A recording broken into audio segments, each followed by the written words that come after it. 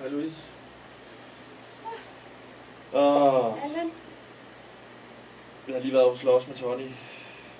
Men du skal lade være med at slås. Ja, men jeg kan ikke lade være. Jamen det er fordi, at du skal øve dig lidt mere på trænen, ikke? Og så bliver du sur. Ja, Fordi... men det er fordi, han siger, at jeg skal gå helt ned i bro. Og han ved godt, at jeg ikke kan stå på flade fødder.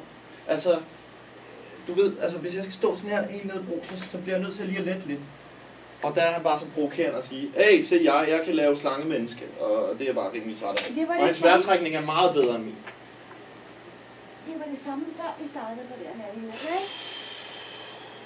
Der var jeg også altid op og skændes. Ja, men det var meningen, at det skulle gøre noget godt for byen, ikke? Ikke at de bare skulle tage de samme konflikter med jer. Nej, men altså, det ved jeg ikke. Hvis han bliver ved med at lave solhilsen, uden at jeg er med, og tager ned på diskotek... Men solhilsen er individuel, Allan. Måske er det bare fordi, at jeg har lyst til at bevæge mig videre til noget tai chi eller et eller andet. Jeg ved det ikke. Måske du skal så gå ned i stedet for på Vejlegade, hvor de laver tai chi, ikke? Her i Latinerkvarteret, der laver vi yoga og gode mod hinanden. Okay. Så gå ned, hvor de slås. Ja. Men jeg går ned til judoafdelingen. Ja, ikke? Det gør jeg så. Det kan være, at jeg gør det en dag.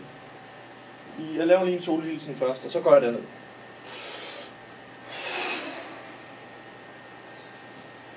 Oh.